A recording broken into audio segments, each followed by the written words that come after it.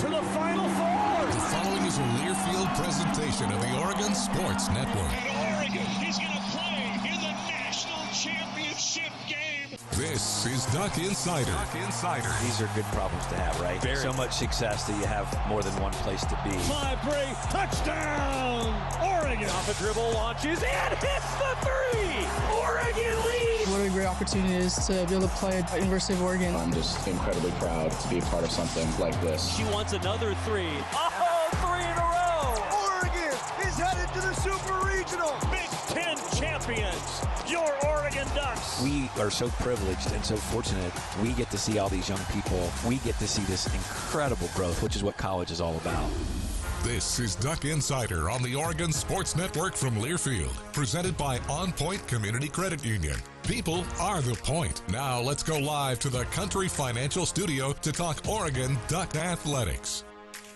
Welcome into the Country Financial Studio on a Thursday. Ryan Milano here with you on Duck Insider, brought to you by OnPoint Community Credit Union as we are in the thick of Big Ten basketball season, right in the middle of conference play. Both the men's and the women's team shaping up really strong. We will get to meet and get more familiar with a few of the star players on the show today. Deja Kelly sat down with Chris Clayton. Brandon Angel sat down with Joey Mack. We'll hear from both of those players. We will also catch up with Coach Mark Wazikowski, the Oregon baseball program. We are about 3 weeks from first pitch on opening day for Oregon baseball. Valentine's Day. It's a Friday on February 14th. That's when the season starts at PK Park. It's going to be here before we know it. All that coming up for you on the show today. Also, a reminder that before anything starts this weekend, women's tennis starts. Right when we'll go live in the 1 o'clock hour tomorrow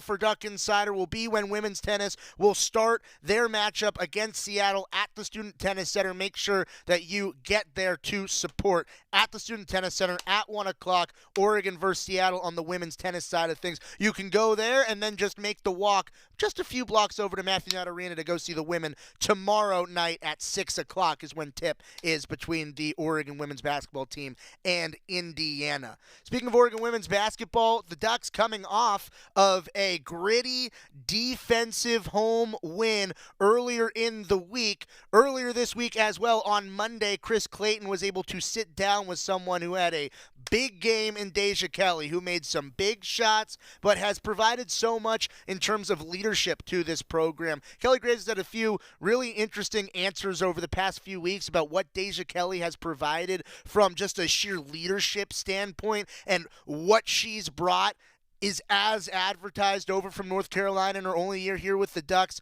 She has been the absolute full package, and I got to tell you, if I'm not careful, she might be sitting at this desk by maybe the end of the segment because she is just that talented both on the court and off the court. Chris Clayton was able to sit down with the Oregon women's basketball star. Part of our Toyota Coaches interviews, it's Deja Kelly, who was here in studio earlier in the week.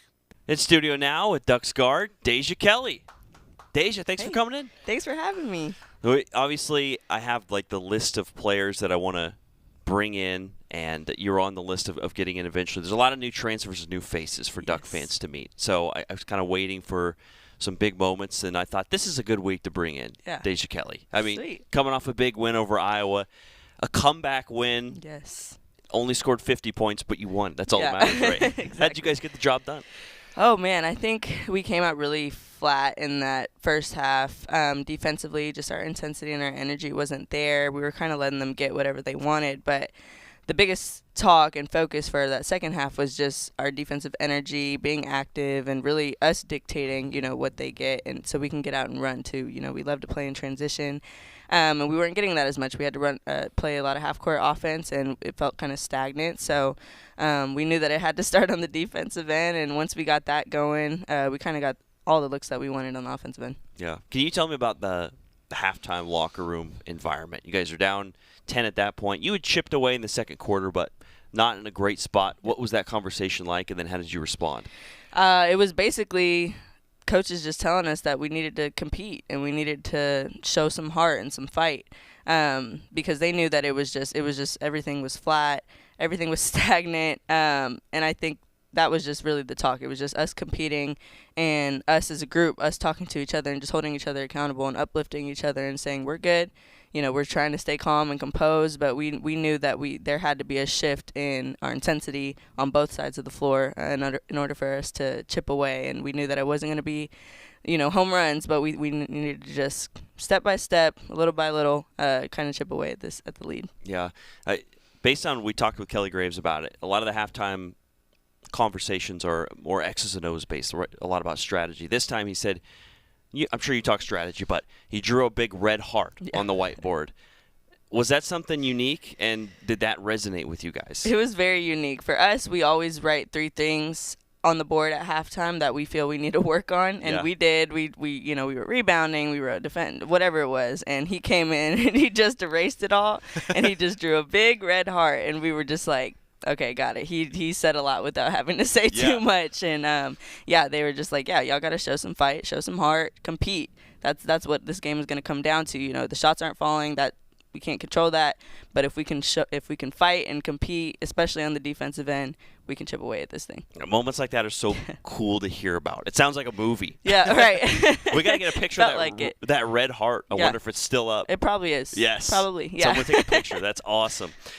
How about the crowd, too? The biggest crowd of the year so far, more than 7,000 people. How much of a factor did they have in Sunday's win over Iowa? It was huge. I think the energy was electric in there. When we started to chip away and make our run, it was so loud in there. I think just being able to have that big of a crowd for a game like that, especially for this home stretch. We were really excited to have a 3-game home stretch. We've kind of been in and out on the road.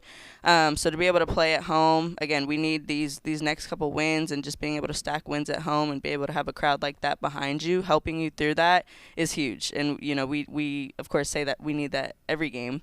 Mm-hmm. But to be able to have it last night, and they were just so engaged and so supportive and so loud just throughout the whole game. I just think having that energy behind us, it definitely pushed us and fired us up for sure. Yeah, these Duck fans, they appreciate defense, aggression, tenacity. Yes. You guys have all that. It seems like you guys take great pride in your defense on a personal level. Mm-hmm. How much has that really helped you guys this year? Yeah, absolutely. I think that's a big part of our identity.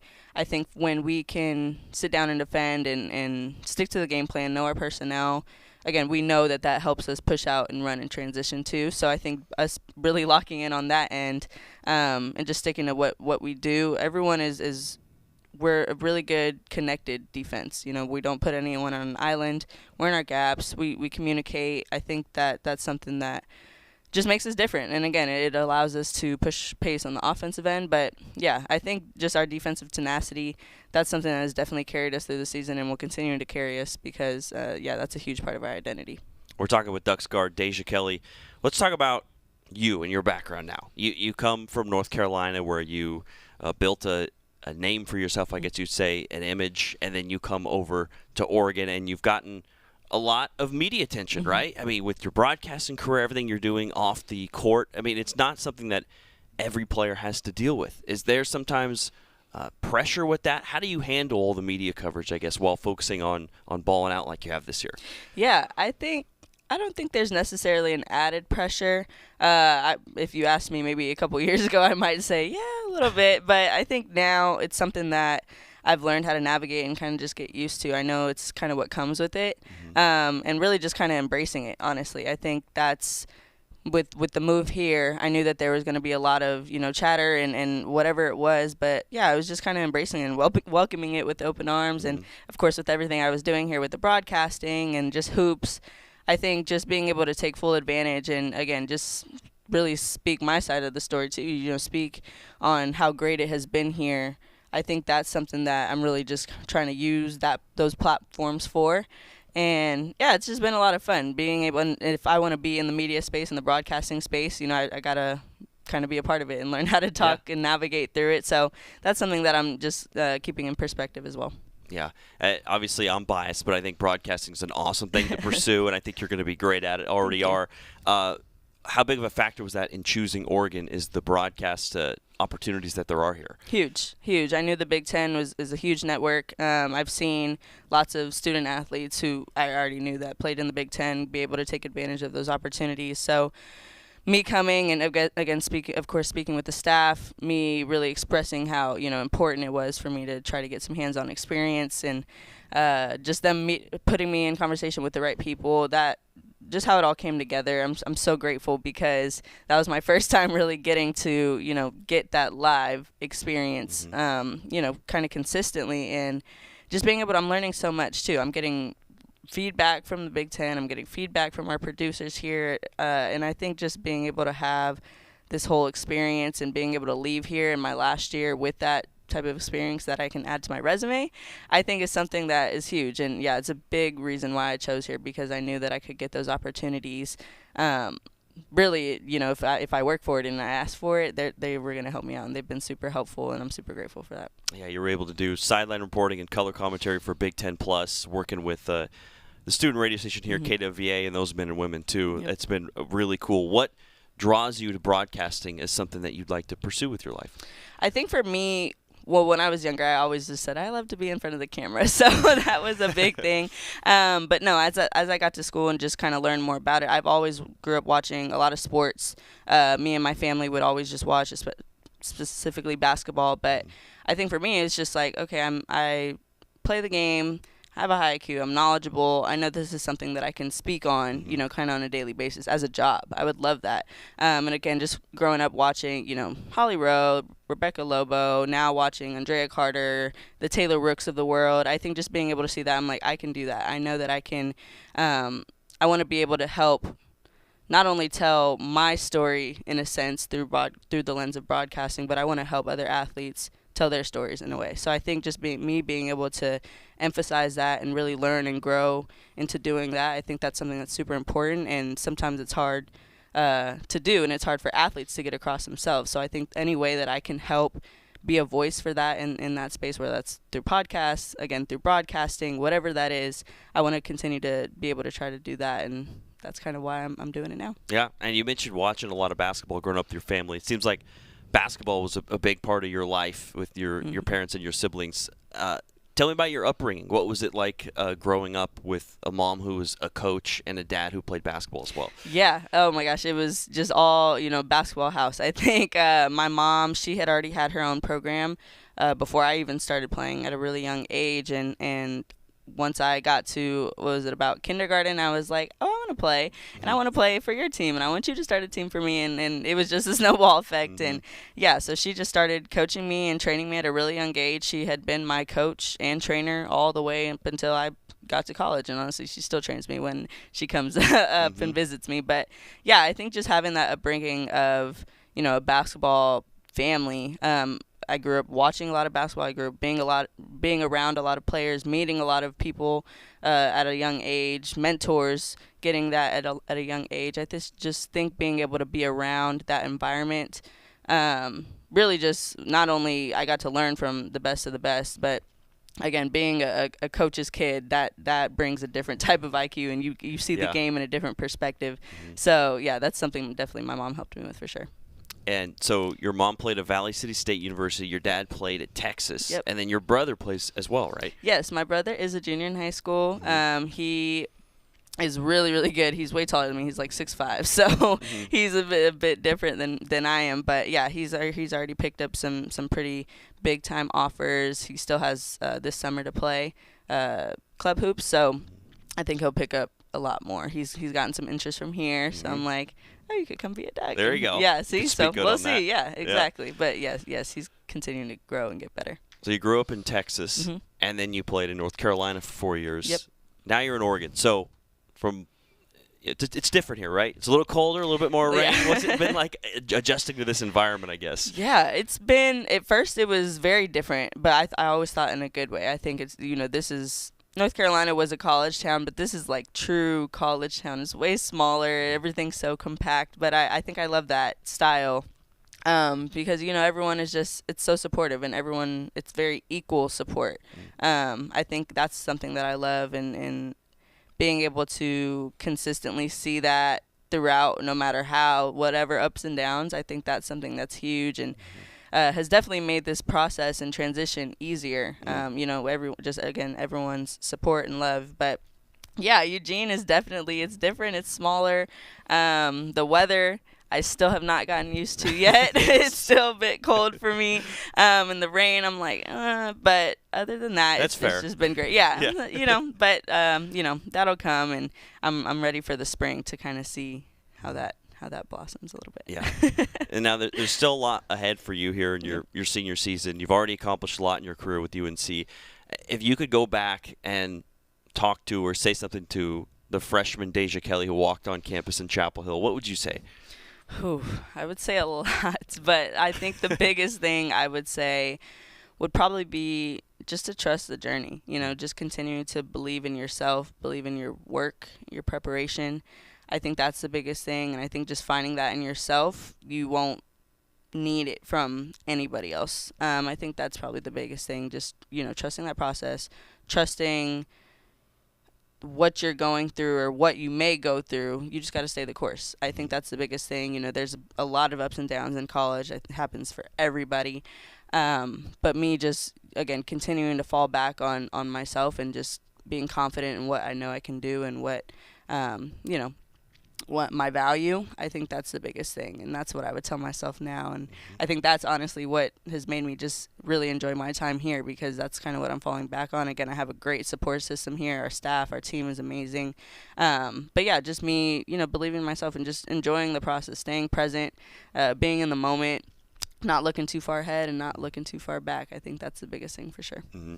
And now, what's next? What are some of your goals for this season and moving forward in your life professionally? Yeah, for this season, definitely just take it one game at a time. Again, we're playing the toughest league in the country, so that's our biggest thing, is just stack as many wins as we can, take it day by day. We're getting better, so I think just us seeing that progress in live time definitely builds our confidence, and we want as much confidence as we can going into March. But yeah, once we get there, I think just I'm trying to stay as present as possible, but obviously the future is near, and so me entering the draft, I'm excited for that. What is that, April 14th? So of course it's always a quick turnaround after the end of your collegiate season. But yeah, entering the draft, hoping that I can contribute to a roster and be of value and just help a team. And I hope that they can see my value in turn and see how I can help them. But that's my biggest thing. It's always been a dream of mine to play in the WNBA. So just pursuing that dream the best I can and attacking it head on. I'm really excited for that. And Kelly has been super helpful, just with giving me feedback in live time too, because I made it clear that was a goal that I wanted to reach, especially in coming here. I knew that he could help me, him and his staff could help me accomplish that. So, just having conversations with them, it's been so refreshing, and me just learning the game and seeing it in a different light and different perspective in so many different ways has been great. So that's something I'm definitely looking forward to, but not going to look too far ahead. Right. But yeah, I am super excited for that. No, it's exciting. And there's been some great pros that have come out of Oregon and played for Kelly Graves, and of course Sabrina Ionescu. From her and from Coach Graves, what are some wisdom that they've bestowed on you to help you in your journey to get there? Yeah, I think the biggest thing is they're just saying, be me. I think that's something that was a conversation I had with Sabrina before I came here, and of course with KG, he told me that's what he's bringing me here for, to be who I am. He's seen me play, he's seen what I can do, and that's what he just wanted me to kind of translate over. Just being myself, being Deja Kelly, both on and off the court. But I think just me sticking to that and not really having to change anything, but just continuing to add and grow and tighten up some things. So I think that's the biggest thing that I've been keeping at the forefront, is just kind of remembering that what has gotten me to this point has been what I've been consistent with. So again, there's no need to change any of that. It's just continuing to get better, continuing to grow in the different areas that I need to, and kind of go from there. Yeah. Well, Duck fans have loved having you here. We loved having you here. I'm really glad we got to come in and get to know you, and it's going to be fun watching the rest of the way. Yes, I'm super excited. Make sure y'all keep watching. Yes, exactly. Deja Kelly, thank you. Thank you. Deja Kelly, star on the court, star on the mic, and I'm surprised she hasn't walked into the studio already and taken this headset from me. But from one experienced fifth-year senior transfer on one basketball team, we'll make way for another. Brandon Angel, he sat down with Joey Mack in the studio just a few days ago, getting to that on the other side of this timeout. Duck Insider on the Oregon Sports Network from Learfield. As a local community credit union founded by teachers, OnPoint is committed to supporting the students and faculty at the University of Oregon. And on game day, we're right there with you, on the field, in the bleachers, and in the classrooms. Drop by our local branch today and discover the many ways OnPoint can help support your financial well-being. OnPoint Community Credit Union. People are the point. Federally insured by NCUA. Equal housing opportunity. At Shadow Hills Country Club, we're more than just an award-winning golf course and practice facility. Our events team offers all-inclusive event pricing that allows us to take care of all the details while you enjoy your event. Our indoor and outdoor venues offer you a wide variety of fully staffed options that put the focus on you. From weddings to business and social events, at Shadow Hills Country Club Events Center, you get the benefits of a resort atmosphere and amenities in a peaceful country setting, just minutes from downtown Eugene. Call for a tour today or visit shadowhillsevents.com. Your daily dose of Oregon athletics. This is Duck Insider from Learfield. I'm a pretty great multitasker. I can wash dishes and do laundry. I can roller skate while walking my dog. I can even order lunch while doing my homework. But I can't use my phone while driving. A distracted driver is one of the leading causes of death in the United States. So when it comes to driving, please, don't be a multitasker. Don't drive distracted. A message brought to you by the National Highway Traffic Safety Administration, Project Yellow Light, and the Ad Council. All right, son. Time to put out this campfire. Dad, we learned about this in school. Oh, did you now? Okay. What's first? Smokey Bear said to. First drown it with a bucket of water, then stir it with a shovel. Wow, you sound just like him. Then he said, if it's still warm, then do it again.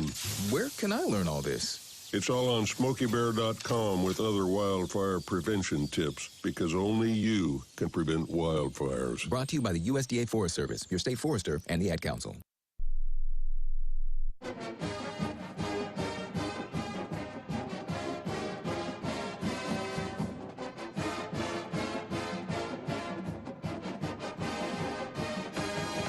Back inside the Country Financial Studio, it's Duck Insider, brought to you by OnPoint Community Credit Union. Ryan Milano here with you on a Thursday, filling in for Joey Mack because Oregon men's basketball is on the road against Minnesota on Saturday. The 25th is when Brandon Angel will be back in action. And for Brandon Angel, he sat down with Joey, and for someone who spent 4 years at Stanford, there's a reason why he passed a few of those tests. This guy comes prepared, Brandon Angel.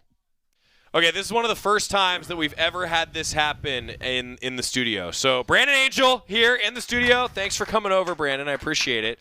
Brandon's got his timer set up. He was ready for the 2-minute life story. I'm impressed. That's some good research and some good planning on your part. By my count, I think you're only the second person that's ever thought, like, so I can just time this and see if I can win, right? So I say good work. Are you ready for the 2-minute life story? Let's do it. All right. 2-minute life story. We're going to go in 3 and 2 and 1. What's up, everyone? My name is Brandon Angel. I'm a grad transfer from Stanford. Obviously spent the last 4 years at Stanford. Played Oregon twice a year. Was kind of the Pac-12 game. Yeah. Game I always look forward to, whether it was home and away. It was always a good battle. Unfortunately, we didn't win enough when I was at Stanford, but I guess that's why I'm here now. Life story. Growing up, me, small family, just me, my parents, only child, so get all the attention, good and bad. Blessing and a curse. When you're a little kid, it's great, and then as you get older, there's no one else screwing up alongside you. It's kind of like being a freshman. Yeah, for your whole life. Yeah. No, my parents were super involved in my life growing up. Both my parents, that's how I got my start in basketball. They both coached a rec league team. It was me and a bunch of my friends. We kind of all played sports year-round together. So growing up, played football in the fall. Ended up playing football up until my junior year of high school. Winter was always basketball as a little kid, and then spring was baseball. So I enjoyed playing a bunch of different sports. Gives you pretty good versatility. Golf was also something I'd do, kind of normally Fridays after school with my dad. There you go. And it's kind of carried on. It's kind of my only pastime outside of basketball. So what I do off the court is play some golf, play some Fortnite with the boys. All right, that's right. Yeah, there it is. Give them a little shout out while we're here. But yeah, simple life, and I'm excited to be up in Eugene, Oregon. It's been a pretty easy transition, pretty seamless. I've got to lock in on basketball focus, and it's nice to win. I mean, when I was in the portal, that was my main thing, was come to a place where I'm going to win, be pushed to be a better player, and that's definitely all the things that we talked about during that process have definitely come true here. So we're winning. Life's better when you're winning, and life's better when you stop right at 2 minutes. 2:73. Well done. I've got it clocked at 2 minutes, .73. What did you get? Pretty much right at right there. Yeah. All right. That's a good one. That's got to go on the board. We might have to put an asterisk since you were smart enough to time it yourself. But, I mean, Brandon, that's well done. So, okay, you went to Torrey Pines High School, and now golf is a thing. I mean, was it, like, always going to be a thing going to Torrey Pines High School? Yeah, funny enough, I've actually never played Torrey Pines. Really? I mean, I just slow pace of play there. I normally don't have 5 hours, five and a half hours. But, no, I mean, golf's something that I enjoy. What's your handicap these days? I don't officially keep one. Okay. But toward the end of the offseason, I'll get singles, low singles. I mean, it doesn't surprise me, right? Now, you mentioned that playing multiple sports growing up. It sounds like that's something that you're proud of. You're glad that you played multiple sports as a kid? Yeah, I loved it. Obviously, once I got to a point in high school, it was time to focus in and kind of had to pick one. Can't be jack of all trades, master of none. Right. But it was just taking away time from working on my game. But no, growing up, I think some of my best memories aren't necessarily just basketball, whether it's Little League and Pop Warner football. I mean, we had a great group of guys growing up, and it was kind of the same group from my neighborhood. We'd all play football together, all play basketball, and then all play baseball in the spring. So I was that way, right? Like at a much lower level athletically than you. Like I played multiple sports. I love that. I think it's tough when you specialize so young. I feel like you miss out on some of those things, don't you? Yeah, absolutely. I also think it makes you pretty well-rounded. And I always joke, one day later in life, my kid's guaranteed to play football. Just learn some toughness, know the difference between injury and pain. And then baseball, because you can't be that kid who can't throw a ball. Yeah. All right. Now I have to go here a little bit if I could, because I heard you during warm-ups and shoot-around yesterday that you were talking about how, hey, when you get to be your age, it takes you a little longer to warm up. I know that's only partially true, and you were joking when you said that on the floor to the managers, but in all seriousness, like the growth in your career, you've probably learned a few things along the way, haven't you? Yeah. No, I've always see Jamari in the beginning of practice. He always walk on the court, throw down a windmill, throw down a dunk, and man, miss those days. But my body's not getting warmed up that quick. And no, it definitely, when I was a freshman, I thought the same thing. These old guys, there's no way it's that bad. But no, it's something we just joke about. I'm not that bad, but I'm certainly don't have those fresh legs. Right. But the self-care is important, right? I mean, 100%. And as you get older, you kind of see. We had some older guys at Stanford who kind of set an example of this is how you should take care of your body. So kind of trying to follow their lead. And once you get older, once you start playing more minutes, it's like, oh, maybe I do actually need this. And I get it. Yeah, but taking care of your recovery post-practice, post-game, and even in the off-season. Something that I always ask veterans when we do conversations like this is if you could give yourself a piece of advice. So if you could talk to 17-year-old Brandon, what advice would you give 17-year-old Brandon Angel? Just that there's going to be ups and downs, and there's going to be the highest of highs and some of the lowest of lows. And with respect to athletics, I mean, it's a 4-year process, and I mean, man, this last month certainly hasn't been a high for me. We've been winning, which makes it so much more bearable. But I mean, that's just part of it. As you get older, you kind of know there's going to be times you're not playing well. You're not maximizing your potential on the court, and there is a frustration as a competitor of I feel like I'm a better player. I want to help this team more, but it's just stay consistent in the work, and that's kind of what keeps me sane. And when people ask like, "Oh, how do you get through a slump?"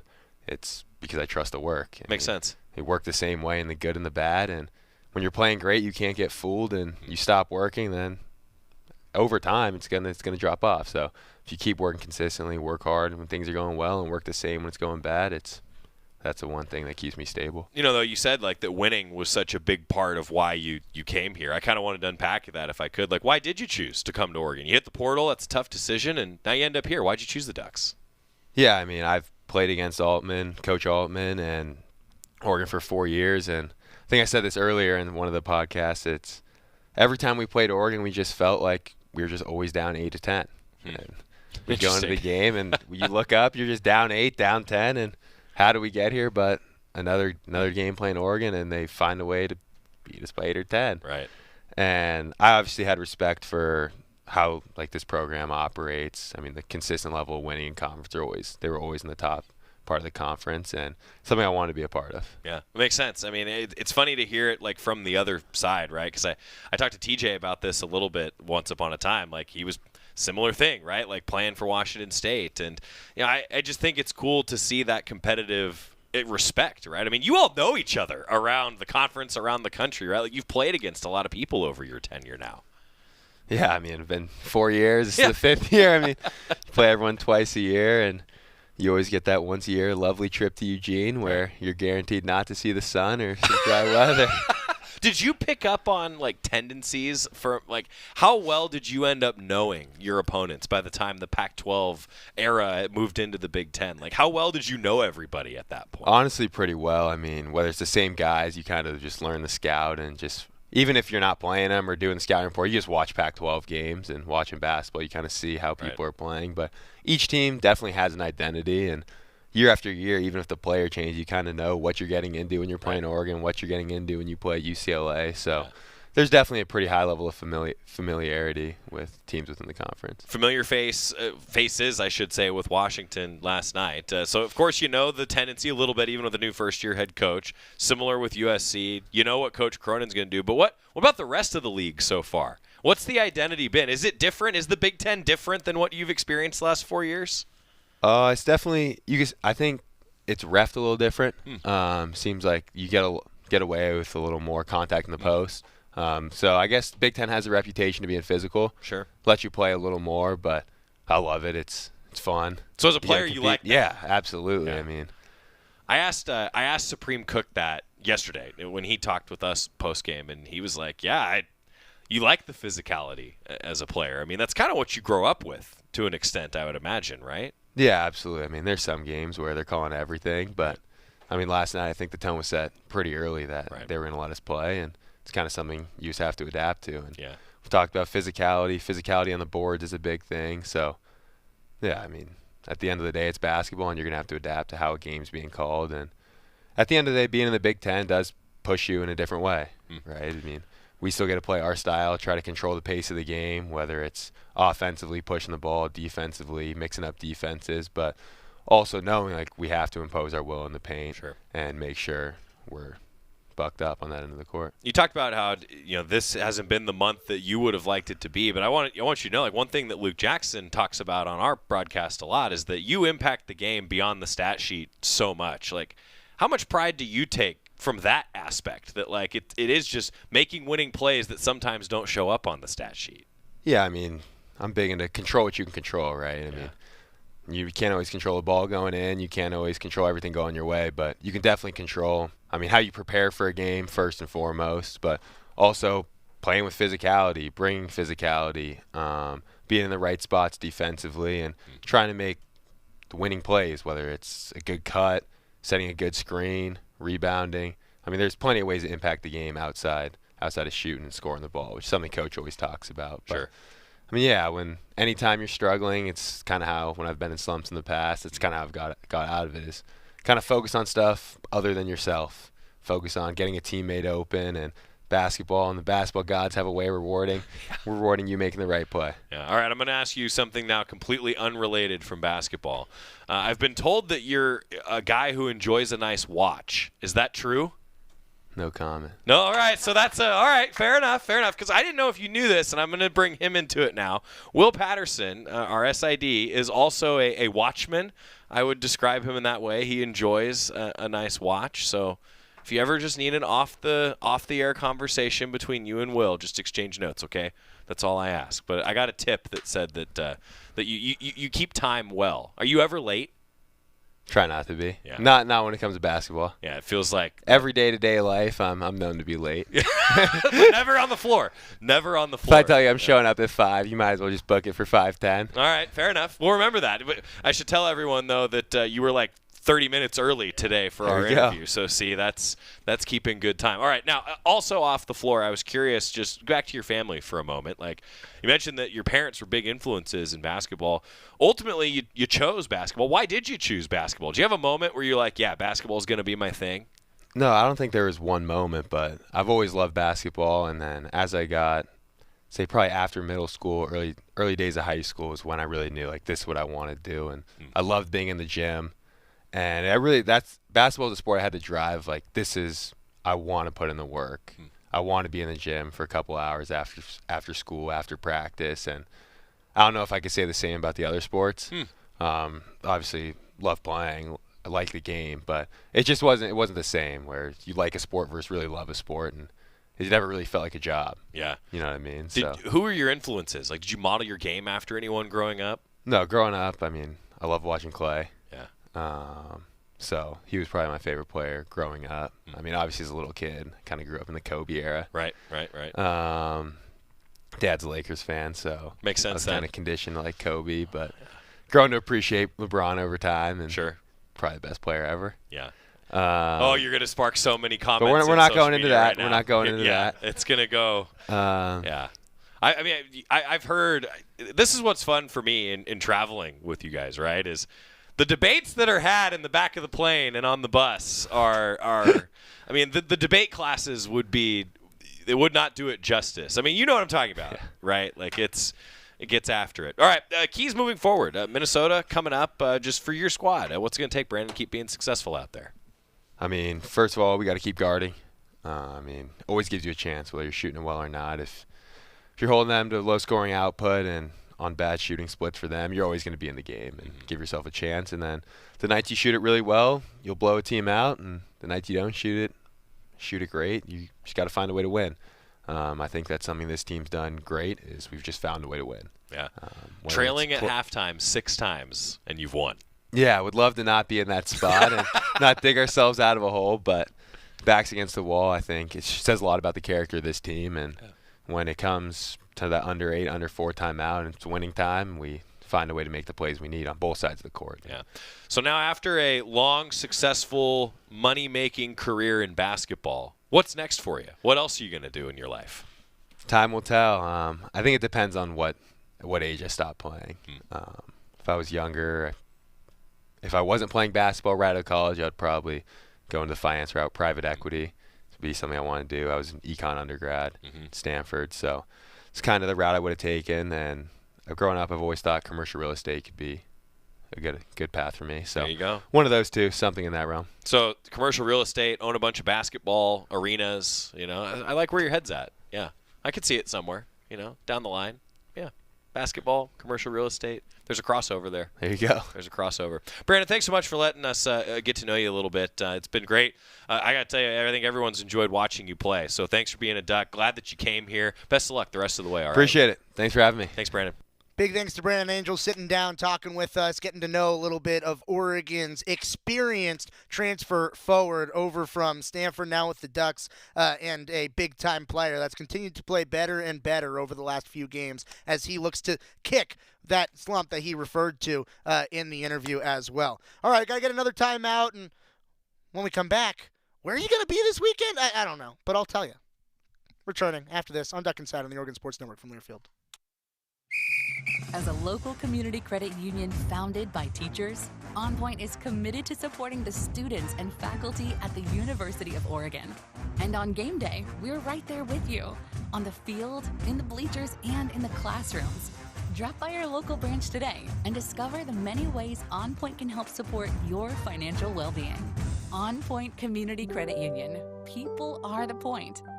Federally insured by NCUA. Equal housing opportunity. Hey Duck fans, at Country Financial, they make insurance easy. Whether you're shopping for home, auto, or more, their representatives will take the time to understand your specific needs and explain what options work best for you. Worry less and feel more confident knowing you're covered. Visit countryfinancial.com to get started today. Experience more with Country Financial. Auto and home insurance policies issued by Country Mutual Insurance Company, Country Preferred Insurance Company, and Country Casualty Insurance Company, Bloomington, Illinois. You're You're listening to Duck Insider. Duck Insider on the Oregon Sports Network from Learfield.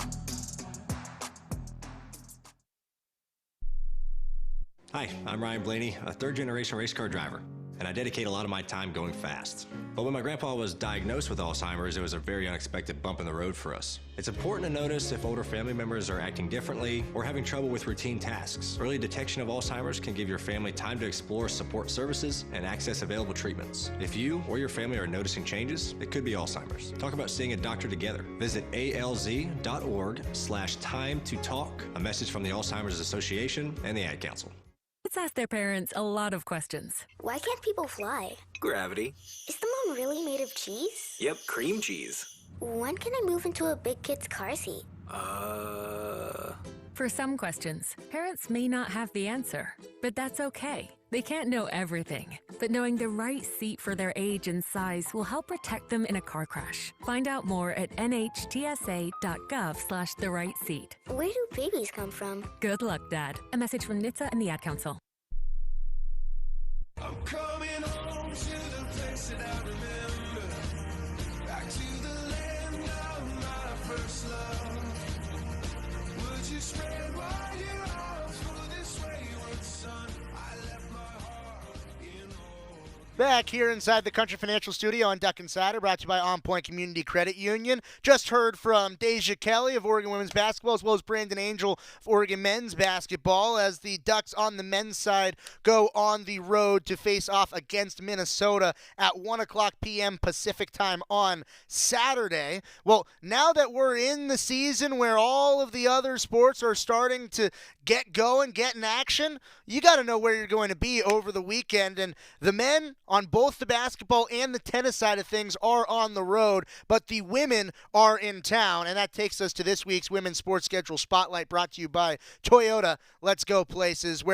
Where do you want to be to watch Oregon athletics this week is the question. The answer, you want to be at the Student Tennis Center on Friday. 1 o'clock is when Oregon will face up against Seattle. Friday afternoon at the Student Tennis Center, coinciding when we will have Duck Insider tomorrow. We'll have results for you going on the show tomorrow as well. You can go right from there over to women's basketball against Indiana, which starts tomorrow at 6 o'clock tip. Chris Clayton will have the pregame show along with Bev Smith starting at 5:30 p.m. at MKA Oregon versus Indiana. And then closing out the weekend, women's tennis on Sunday is in action at 11 a.m. against Long Beach State. Those are the three home events over the weekend. Just one event this weekend for Oregon women's basketball, and it is only the women that are in town on both the basketball and the tennis sides of things. So 1 o'clock at the Student Tennis Center tomorrow, 6 o'clock at Matthew Knight Arena tomorrow, and 11 a.m. at the Student Tennis Center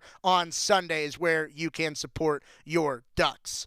Where you can support your Duck baseball team, gonna have to wait a little bit, about 3 weeks out to Valentine's Day, but we still have a full preview for you. Coach Wazikowski met with the media yesterday. Get into that when we return on Duck Insider on the Oregon Sports Network from Learfield. Dear winter, Toyota can't get enough of you because Toyota's got 25 vehicles with available all-wheel drive and four-wheel drive. And that's more than any other auto brand. So you bring the action and we'll bring the traction. Always Toyota. Toyota, let's go places. Based on manufacturer's websites as of 10/20/24. As a local community credit union founded by teachers, OnPoint is committed to supporting the students and faculty at the University of Oregon. And on game day, we're right there with you, on the field, in the bleachers, and in the classrooms. Drop by our local branch today and discover the many ways OnPoint can help support your financial well-being. OnPoint Community Credit Union. People are the point. Federally insured by NCUA. Equal housing opportunity.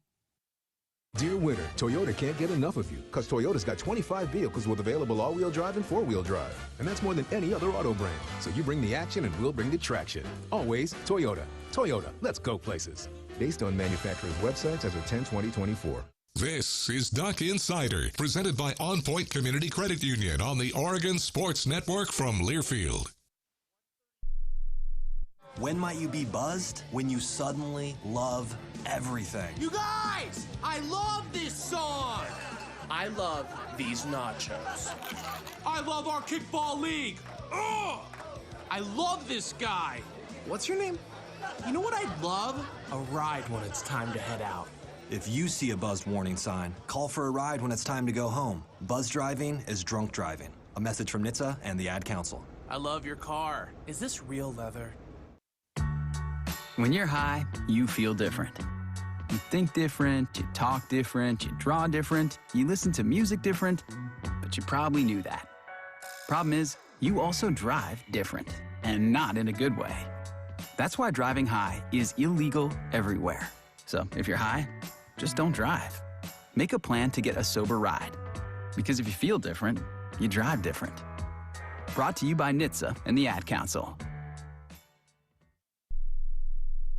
You know you make me wanna kick my heels up and throw my hands up and throw my head back and come on now, don't forget to say you will.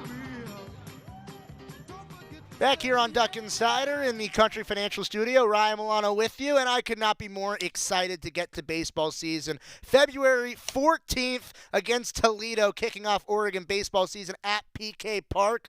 And as we continue to lead up to the year, we'll get more and more thoughts from some baseball coaches and players as they meet with the media or come in here into studio. Coach Wazikowski, yesterday, he talked to the media previewing this baseball season. The thoughts as Oregon enters into this period right before season gets raring to go for first pitch. The thoughts from head coach Mark Wazikowski. We're getting into our 20-hour weeks next week, basically, into this week, next week, which would be great. Right now, a lot of strength training and individual work and stuff like that. How's the strength training, the individual work? How's that kind of going for everybody? Good. I mean, the guys came back in really good condition. We look physical. And now it's just getting them in baseball shape. Elite segue coming here. What are the strengths of your program right now going into this season? Strengths of the program. I think first and foremost is just the environment, the culture of the team it's a ton of fun to be around these guys. They're old. It's the same team basically. I mean, we lost a couple of pieces that were, really good pieces last year. But overall, I think the team, we've been together for a while now, right? And so we're used to working with each other, and that's the biggest thing. I think the overall program itself, the depth in each position across the board, you're starting to see real competition in every spot on the field. A lot of returning at bats. It's a good look. In this new era, is that going to be something that's rare, or is that something you hope you could achieve most years, or is it something you really hope to capitalize on this year because it could be different? With everything that's changing these days, yeah, it could be a lot different, next year. I mean, honestly, I think, donors are a big deal nowadays, right? I don't think donors were as big of a deal as they are now. Donors have an impact on college sports these days, whether people like it or not, it's real. And so, age of a team could be tied to that, how locked in are your donors to your program. I think the level of engagement with your donors probably is dictated about how good you are as a team, or the donors want to see good teams. And so our job is to put a team on that field that's a really, really good team to where people can get behind them and support them, not just, tails in seats and enthusiasm, but also financially. I think it's across the board. And as we continue to earn our stripes in that department, I think, we'll have a chance to continue to be old as a program, which is one of the things I think you're seeing in all college sports right now. If you can put an old, talented team on that field, I think there's a considerable playing advantage. What's going to kind of go into the process of determining your lineups, your staff going forward here in winter ball? Whoever plays the best. That simple? Yeah. Not very complicated. Whoever plays the best. You got a starting pitcher that's getting a lot of attention, though, in Grayson, and he's earned it with his performances, particularly in the postseason the last couple of years. I mean, is he kind of penciled in as your Friday guy? And wherever he's penciled in, what does the value of having his experience mean to him and to your rotation in your team? Yeah, I mean, to have Grayson return or any of these other guys that have had a resume return, it's tremendous, and they still got to earn it. I mean, everything we do every day is about earning it. And so Grayson or Chase or Jacob Walsh or any of the guys, that have a resume to them, a couple of years of stats that really back up that they've played very well here in the program. That stuff's awesome to have. And still, at the end of the day, the guys that are playing and playing the best come Valentine's Day, which is teeing off our season on Valentine's Day this year. Whoever's playing the best is probably going to be the guys that are going to be in that lineup. You mentioned Walsh there. Just what's the next step for him take his game to the next level? Consistency. Yeah. Consistency. What was the process of getting him back? What did that kind of look like, and what were some of the things that you were talking about with him? He felt like there was better value in him being here than signing pro. He had options that a lot of these guys did to go out and sign pro, and we're fortunate enough to be able to in his brain be a better option than going out and signing professionally for his development right now. I think we might have talked about this last year, but are you still in favor of just having like a real closer and then a setup guy right before then, or are you thinking it could be more like bullpen by committee again this year? Good question. I don't know about all that. We'll have to. We like our depth that we have right now, and how to get those guys on the field the right way is what we're going to determine in the next several weeks. What should fans know about baseball in the Big Ten? As someone that's been in that conference before. Big Ten baseball, for me, first and foremost, they're adding 4 teams, us being one of them. USC, UCLA, Washington, and Oregon jumping into that league. You've got a couple of perennial powerhouses that are doing that now. And USC is a team that when you come to the history of college baseball, I don't think anybody touches their history. Their history's been tremendous. And so you're adding some pretty good, strong teams to a league that has been a steady league through the years. There's been some College World Series teams that have snuck in, and it's up to us to be able to increase those numbers, and I think it clearly will. I think the biggest thing that fans are going to see with Big Ten sports in general, especially I think success usually follows the trail of the monies that are getting invested into these programs, and when the programs are getting big investment, you're going to see that. Usually takes maybe a year or a small sample size of time before you're going to see that in the sports. But I think what you're going to see in Big Ten sports is I think you're going to see them explode across the board. I just think the investments are at such a level that they're unmatched across the country. There's only one other conference that's relatively close to it, and the other ones there's just a gap. And I think as those years go on, you're going to see the compound effect of what that means, and it should be advantageous for the Big Ten Conference. Not that a ton of Big Ten teams have come out here over the years, but I think something that would be striking, like when a Michigan State would come here. I mean, they're just big physical dudes, and that's something that you've really stressed, I think, the last few years. Do you feel like that in terms of that physicality, is that a mark of this conference? And do you think your program is better thanks to the work you guys have done, better capable of matching physicality of somebody you go up against? We want it to be physical. We want to be a balanced program. We want to be able to win in any way that we need to win. If it's a day where runs are at a premium, whether it's because there's a really good pitcher on the hill or conditions just dictate that, maybe the wind's blowing in that day or whatever reason, we want to be able to win by advancing runners an old school way with a bunt or a hit and run or something like that. And then we want to be able to win with hitting the ball over the fence. I think we've broken school records in home runs every year now for the last several, and it wouldn't surprise me if we did that again.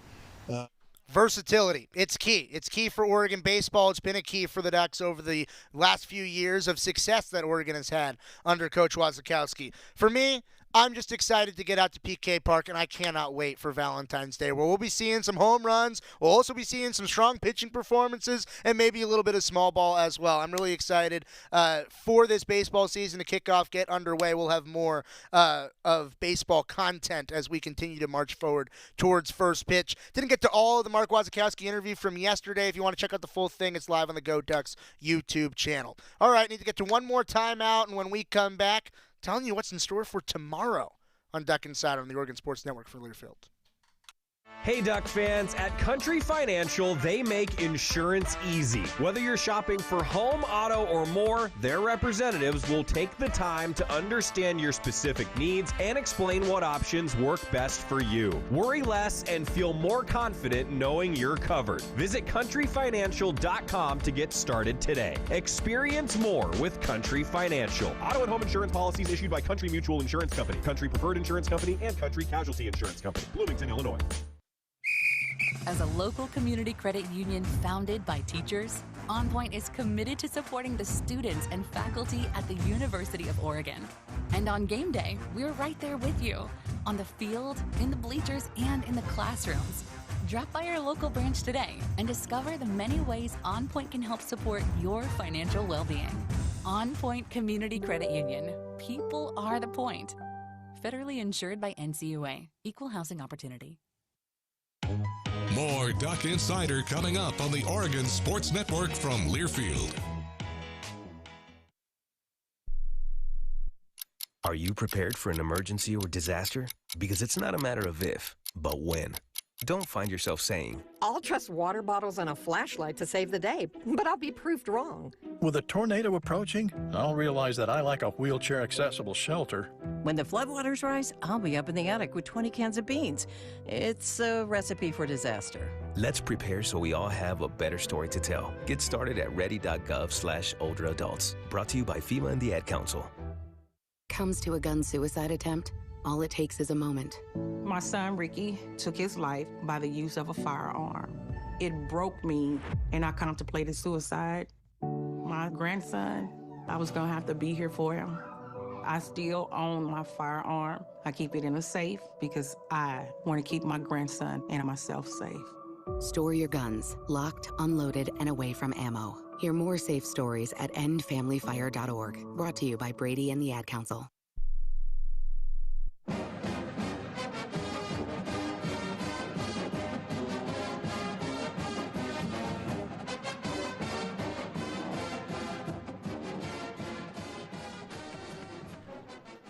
Back here inside the Country Financial Studio, it's Duck Insider, brought to you by OnPoint Community Credit Union. Ryan Milano here with you on a Thursday, closing out the show today and getting you in store for what is going on tomorrow on Duck Insider. Today we heard from Deja Kelly, Brandon Angel, Coach Wazikowski, and tomorrow we'll hear the final Toyota coaches interview of the week with Lewis Rowe, who sat down, assistant men's basketball coach, with Joey Mack earlier in the week. We will get to that interview on the show tomorrow. Also, Kelly Graves, will hear from him as he previews what is going to be a 6 o'clock matchup tomorrow against Indiana. It'll be a 5:30 pregame show with Chris Clayton, Bev Smith, courtside at MKA. Look forward to seeing you all at Matthew Knight Arena tomorrow night. So we'll hear from Kelly Graves on the show coming up tomorrow. And then we've got a ton of Diamond Sports as they continue to ramp up throughout the year. You heard from Coach Wazikowski. Well, softball, as we speak, they just concluded their media availability. We'll have hopefully some Coach Lombardi on the show tomorrow, time permitting. There's so much stuff to get through throughout the week that I'm not sure that we have time to fit it all in. If we don't worry. We got next week, the week after, and we're building towards Diamond Sports season, where right now we're in the thick of basketball season, and we'll have a lot more hoops on the show tomorrow. Go Ducks! This message is for Shauna, my mom, who just finished her high school diploma. I wanted to say I'm so proud of you for finishing school. You told me it's never too late to achieve your dreams. I hope to make you as proud as you have made me. When you graduate